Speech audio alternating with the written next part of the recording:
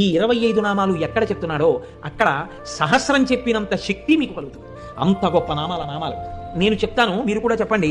సింహాసనేషి, లలిత, మహారాజ్ఞి, వరాంకుశ, చాపిని, త్రిపురా చైవ, మహాత్రిపుర సుందరి, సుందరీ చక్రనాథ చ,